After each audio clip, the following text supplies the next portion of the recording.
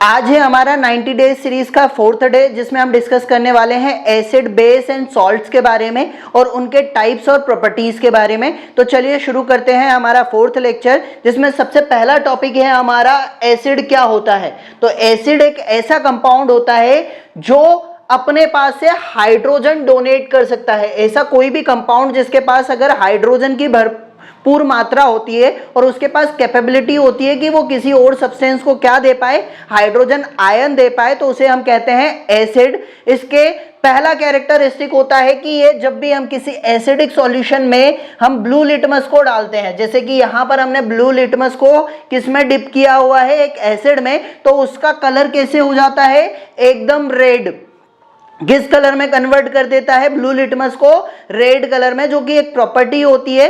पहली प्रॉपर्टी होती है कि ये हाइड्रोजन का डोनर होता है, दूसरी प्रॉपर्टी होती है कि ये ब्लू लिटमस को रेड में कन्वर्ट कर देता है। और अगर हम एग्जाम्पल की बात करें एसिड के, तो पहला एग्जाम्पल है हमारा हाइड्रोक्लोरिक एसिड, दूसरा एग्जाम्पल है हमारा नाइट्रिक एसिड। पहला एग्जाम्पल क्या है, हाइड्रोक्लोरिक एसिड, जो हमारे स्टमक में बनता है डाइजेशन के टाइम पर, और ये पूरे खाने को डाइजेस्ट कर देता है। इसके अलावा अगर हम बात करें, इन स्ट्रॉन्ग एसिड को छोड़ दें और बात करें, तो हमारी बॉडी में एक और एसिड बनता है जब भी हम एक्सरसाइज करते हैं, तो उस एसिड को हम कहते हैं लैक्टिक एसिड, जो हमारी एक्सरसाइज के टाइम पर बनता है। तो अब बात करते हैं इसके प्रॉपर्टीज के बारे में।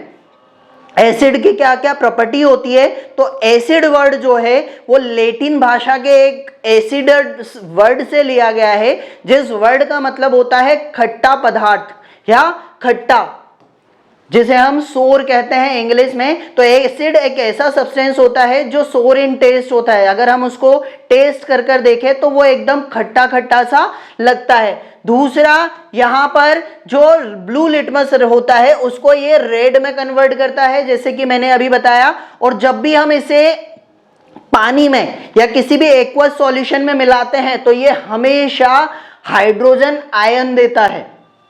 क्या देता है, हमेशा हाइड्रोजन आयन देता है। एसिड वैसे उनके कैपेबिलिटीज के हिसाब से दो टाइप के होते हैं। पहला होता है स्ट्रॉन्ग एसिड, जो ज्यादा हाइड्रोजन रखता है और ज्यादा हाइड्रोजन देने की कैपेसिटी रखता है।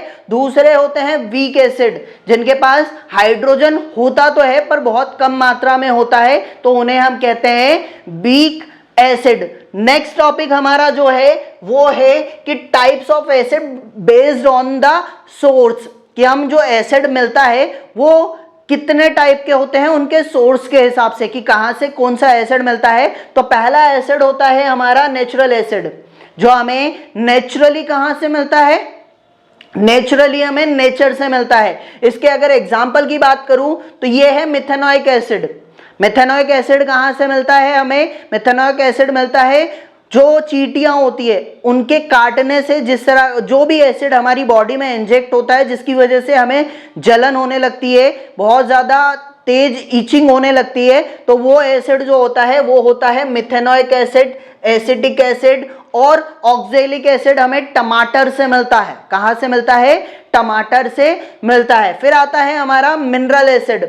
मिनरल एसिड का मतलब है ऐसा कोई भी एसिड जो मिनरल से मिलकर बना हो, जो मिनरल से मिलकर बना हो या उसे बनाया गया हो, जो मेन मेड हो ना कि नेचुरल हो, जो नेचर के तौर पर हमें बना बनाया नहीं मिलता है। इसका एग्जाम्पल है सबसे पहला हाइड्रोक्लोरिक एसिड, दूसरा है हमारा सल्फ्यूरिक एसिड, जिसे मेन मेड एसिड कहा जाता है, जो आदमियों के द्वारा बनाया जाता है। और ये जो एसिड होते हैं ये नेचुरली नेचर में पाए जाते हैं और इन्हें हम बनाते हैं।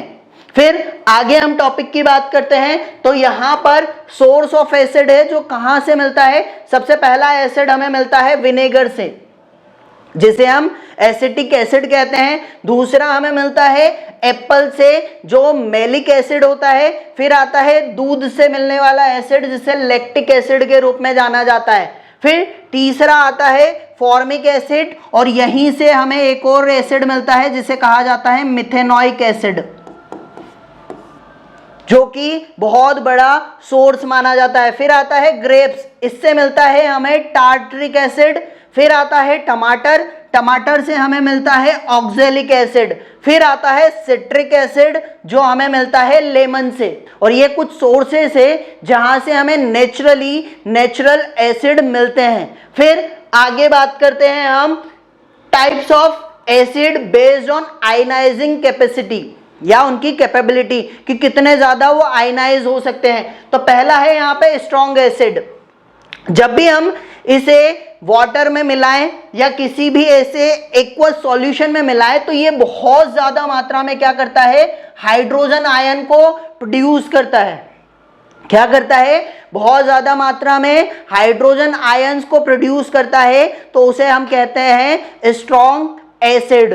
फिर वहीं पर दूसरा जो टाइप है वो है वीक एसिड। तो ऐसा कोई भी एसिड जिसको हम पानी में मिलाएं या किसी भी एक्वस सॉल्यूशन में मिलाएं तो वो बहुत कम मात्रा में क्या प्रोड्यूस करता है, हाइड्रोजन आयंस। तो ऐसा कोई भी एसिड जो बहुत कम में मात्रा में पानी में मिला दे या किसी भी मात्रा उसमें मिला दे तो वहां पर कम मात्रा में क्या करता है, हाइड्रोजन एटम्स को प्रोड्यूस करता है या आयंस को प्रोड्यूस करता है, तो उसे हम कहते हैं वीक एसिड। यहाँ पर स्ट्रॉन्ग एसिड की बात करें तो ये दुनिया का सबसे स्ट्रॉन्गेस्ट एसिड माना जाता है जिसे HCl कहा जाता है और ये हमारी बॉडी में प्रोड्यूस होता है। वीक एसिड के जो एग्जाम्पल की अगर हम बात करें तो पहला है एसिटिक एसिड, दूसरा है मेथेनोइक एसिड जो कि हमें एंड से मिलता है नेचुरली, पर ये वीक एसिड होते हैं क्योंकि ये हाइड्रोजन की मात्रा को कम प्रोड्यूस करते हैं जब इन्हें वाटर में डाला जाता है। हमारा जो नेक्स्ट टॉपिक है उसका नाम है व्हाट इज एन बेस। हम एक बेस की बात करें तो ऐसा कोई भी सब्सटेंस जो हाइड्रोजन एटम को एक्सेप्ट करने की कैपेसिटी रखता है, ऐसा कोई भी सब्सटेंस जो हाइड्रोजन एटम को एक्सेप्ट करने की कैपेसिटी रखता है तो उसे हम कहते हैं बेस। जब भी हम किसी वाटर में एसिड को मिलाते हैं और वो जो हाइड्रोजन रिलीज करता है उसे कोई एटम अगर एक्सेप्ट कर लेता है तो वो किस कैटेगरी में आएगा, बेस कैटेगरी में। इसका सबसे बड़ा कैरेक्टरिस्टिक होता है ये रेड लिटमस को जब भी हम इसमें डिप करते हैं तो वो उसे ब्लू में कन्वर्ट कर देता है। जैसे कि यहाँ पर एक रेड लिटमस पेपर को बेस में डिप किया हुआ है तो उसका कलर कैसे चेंज हो गया, ब्लू। अब इसके एग्जाम्पल की बात करें तो पहला एग्जाम्पल होता है NaOH सोडियम हाइड्रोक्साइड, दूसरा होता है पोटेशियम हाइड्रोक्साइड, तीसरा होता है यहाँ पर कैल्शियम हाइड्रोक्साइड। इसकी प्रॉपर्टीज की बात करें तो प्रॉपर्टीज में सबसे बड़ी प्रॉपर्टी इसका होता है ये बाइटर इन टेस्ट होता है और सोपी एंड टच होता है। जब इसको हम टच कर देखते हैं तो एकदम सोप जैसी फीलिंग आती है। जो घरों में हम सोप का इस्तेमाल करते हैं नहाने के लिए, उसके बाद जो फीलिंग आती है एकदम फोम जैसी, वैसी ही इसको टच करने पर भी हमें फील होता है। ये रेड लिटमस को किस में कन्वर्ट कर देता है, ब्लू लिटमस में। और ये सबसे ज्यादा OH आयंस को देने की कैपेसिटी रखता है। जब भी हम इसे पानी में मिक्स करते हैं तो ये सिर्फ OH आयन ही डोनेट करता है। अब बात करते हैं इसके कुछ एग्जाम्पल की।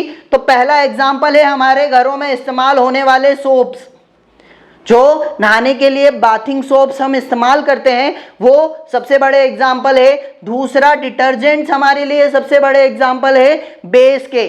तीसरा लेबोरेटरी में बहुत सारे बेसेस का इस्तेमाल किया जाता है जिसमें सबसे बड़ा नाम आता है NaOH जो बहुत ज़्यादा इस्तेमाल किया जाता है टाइट्रेशन वगैरह के लिए। फिर तीसरा जो सीमेंट होती है वो कैल्शियम हाइड्रोक्साइड होती है, तो वो भी एक तरह की बेस होती है। चौथा हमारा होता है टूथपेस्ट, जो हम टूथपेस्ट करते हैं, ब्रश करते हैं और जो पेस्ट वहाँ इस्तेमाल करते हैं वो भी एक बेस कैटेगरी में आता है। और लास्ट आता है हमारा फर्टिलाइजर्स, जो खेतों में हम खाद डालते हैं वो फर्टिलाइजर्स भी बेस कैटेगरी से बिलोंग करते हैं। इसके आगे बात करते हैं यहाँ पर types of base on the basis of solubility. तो जो बेस ज्यादा सॉल्युबल होते हैं उन्हें कहा जाता है सॉल्युबल बेस। जब भी हम किसी बेस को पानी में डालते हैं और वो पूरी तरह से सॉल्युबल हो जाए या मिक्स हो जाए उसमें, तो उसे क्या कहा जाता है, यहाँ पर सॉल्युबल बेसिस, इन्हें दूसरे शब्दों में अल्कलीज भी कहा जाता है। इसका सबसे बड़ा एग्जाम्पल है सोडियम हाइड्रोक्साइड, जो आसानी से किसी भी एक्वस सॉल्यूशन में या पानी में मिक्स हो जाता है और पूरी तरह से डिसॉल्व हो जाता है। दूसरा है यहाँ पे इनसॉल्युबल बेसिस, ऐसे बेसिस जो पानी में डिसॉल्व नहीं होते हैं, जैसे कि पहला दिया है यहाँ पर कॉपर ऑक्साइड, ये कभी भी पूरी तरह से पानी में डिसॉल्व नहीं होता है। तो जो पूरी तरह से पानी में डिसॉल्व नहीं होते हैं उन्हें हम कहते हैं इनसॉल्युबल बेसिस। क्या कहते हैं? Insoluble basis. फिर आता है हमारा स्ट्रॉन्ग बेसिस। तो ऐसे बेसिस जो पानी में मिलते ही या एक्वस सॉल्यूशन में मिलते ही ज्यादा से ज्यादा नंबर में, ज्यादा से ज्यादा मात्रा में क्या बनाते हैं? OH आयंस को बनाते हैं, तो उन्हें हम कहते हैं स्ट्रॉन्ग बेस। क्या कहते हैं? स्ट्रॉन्ग बेस, जो ज्यादा से ज्यादा मात्रा में OH को प्रोड्यूस करते हैं, OH आयंस को प्रोड्यूस करते हैं। इसमें सबसे बड़ा नाम आता है सोडियम हाइड्रोक्साइड का। तो सोडियम हाइड्रोक्साइड इस दुनिया का सबसे स्ट्रॉन्गेस्ट बेस माना जाता है, क्योंकि ये बहुत ज्यादा मात्रा में OH आयन को प्रोड्यूस करता है। फिर आता है वीक बेस। तो ऐसे बेसेस जिनको पानी में मिलाया जाए और वो पूरी तरह से स्प्लिट नहीं होते हैं, हाफ या आधे ही स्पीड होते हैं और बहुत कम मात्रा में OH आयन को प्रोड्यूस करते हैं, तो उन्हें हम कहते हैं वीक बेसेस। इसका एग्जांपल है अमोनियम हाइड्रोक्साइड, जो पानी में तो मिलता है पर इसकी जो OH देने की कैपेसिटी होती है वो बहुत कम होती है। दूसरा यहाँ पर एग्जांपल देखें तो वो है अमोनिया, जो कि बहुत कम मात्रा में OH आयंस को प्रोड्यूस कर पाता है। फिर अगला जो टॉपिक है हमारा, वो टॉपिक है Arrhenius theory of acid and bases. तो अरेनियस नाम के जो साइंटिस्ट थे उन्होंने भी अपनी एक थ्योरी दी थी एसिड एंड बेस के लिए। तो उनका कहना था कि जब भी हम एसिड को किसी लिक्विड में या एक्वस सॉल्यूशन पानी में मिक्स करते हैं तो वो डिसॉल्व होने के बाद क्या देता है?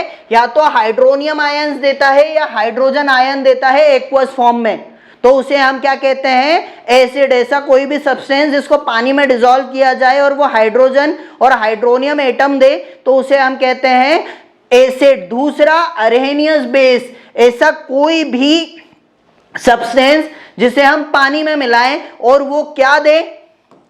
OH, वो डिसोसिएट होकर सिर्फ OH आयंस को प्रोड्यूस करे तो उसे हम कहते हैं अरेनियस बेस। इसके कुछ एग्जाम्पल्स है, जैसे पहला एग्जाम्पल है हाइड्रोक्लोरिक एसिड, दूसरा है सल्फ्यूरिक एसिड, तीसरा है नाइट्रिक एसिड। बेसिस की बात करें तो पहला एग्जाम्पल है सोडियम हाइड्रोक्साइड, दूसरा है पोटेशियम हाइड्रोक्साइड, तीसरा है यहाँ पर कैल्शियम हाइड्रोक्साइड, जो बेस कैटेगरी में आते हैं। ये तीनों के तीनों ही बहुत ज्यादा स्ट्रॉन्ग बेसिस में से एक माने जाते हैं और ये तीनों के तीनों ही स्ट्रॉन्ग एसिड माने जाते हैं।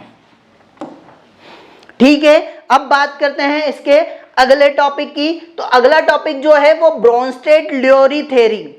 ब्रोंस्टेड-लियोरी नाम के एक साइंटिस्ट थे, उन्होंने भी बेस और एसिड के लिए अपनी खुद की एक थ्योरी दी थी जिसे ब्रोंस्टेड-लियोरी थ्योरी के नाम से जाना जाता है। तो यहाँ पर पहला जो एटम होता है, अगर हम एसिड की बात करें तो अगर उसे पानी में मिला दिया जाए तो सेम चीज वो डोनेट करता है जैसे हम हाइड्रोजन कहते हैं।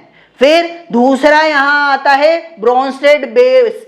तो ऐसा कोई भी सब्सटेंस जो हाइड्रोजन को सिर्फ एक्सेप्ट करता हो और OH को डोनेट कर रहा हो और हाइड्रोजन को एक्सेप्ट कर रहा हो तो उसे हम कहेंगे क्या? बेस, जिसे ब्रोंस्टेड बेस के रूप में जाना जाता है। तो हाइड्रोजन का डोनर हो जाएगा ब्रोंस्टेड एसिड और हाइड्रोजन का एक्सेप्टर हो जाएगा ब्रोंस्टेड बेस। यहां पर उसके कुछ एग्जाम्पल है। पहला एग्जाम्पल HCl, दूसरा यहां पर है अमोनिया, जो ब्रोंस्टेड एसिड और बेस के एग्जाम्पल से। यहां पर अगला टॉपिक जो है हमारा वो टॉपिक है types of chemical reaction of acid. जब भी हम किसी भी एसिड को मेटल के साथ रिएक्ट कराते हैं तो वो क्या बनाता है? सॉल्ट और हाइड्रोजन।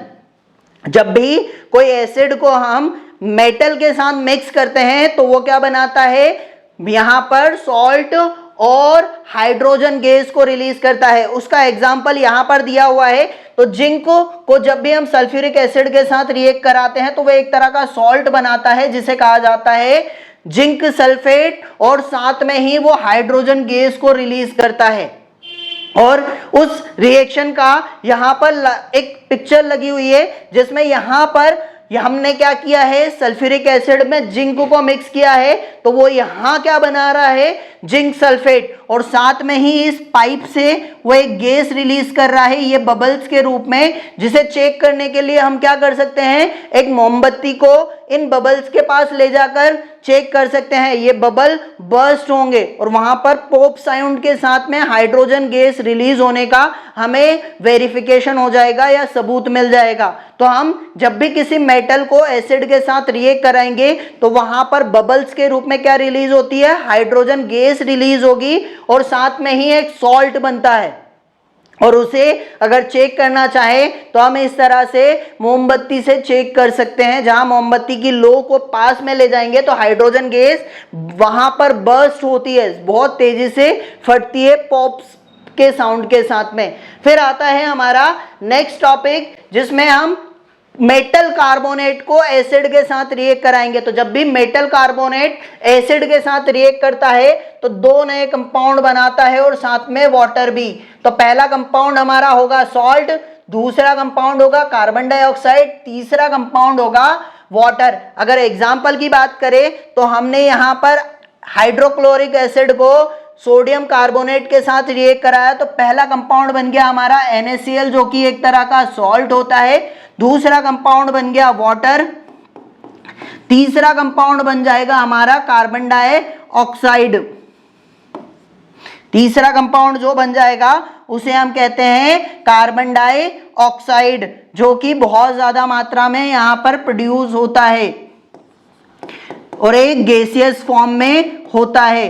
तो ये तीन नए कंपाउंड बनाएगा और तीनों कंपाउंड से क्या होगा, इसकी रिएक्शन होती है और ये रिएक्शन कहलाती है acid reacting with metal carbonate. Acid की जो नेक्स्ट रिएक्शन है उसमें हम एसिड को किससे रिएक्ट कराएंगे, मेटल कार्बोनेट और मेटल हाइड्रोजन कार्बोनेट के साथ में। तो इसमें जब भी हम कैल्शियम हाइड्रोक्साइड, जो कि एक तरह का हाइड्रोजन कार्बोनेट है, इसको जब भी हम कार्बन के साथ रिएक्ट कराते हैं, जब भी इसको हम कार्बन के साथ रिएक्ट कराते हैं तो एक नया कंपाउंड बनेगा जिसे हम कहते हैं कैल्शियम कार्बोनेट और वाटर। अब इसकी जो रिएक्शन होती है वो किस तरह से होती है, मान लीजिए मैंने एक टेस्ट ट्यूब में यहाँ पर क्विकलाइम यानी कि कैल्शियम हाइड्रोक्साइड लिया और उसके ऊपर से CO2 को गुजारा, उसके ऊपर से मैंने CO2 को जब उसके ऊपर से गुजारा तो गुजरने के बाद जो CO2 होती है वो क्या बना लेती है, एक नया कंपाउंड जिसे हम कहते हैं कैल्शियम कार्बोनेट। क्या कहते हैं,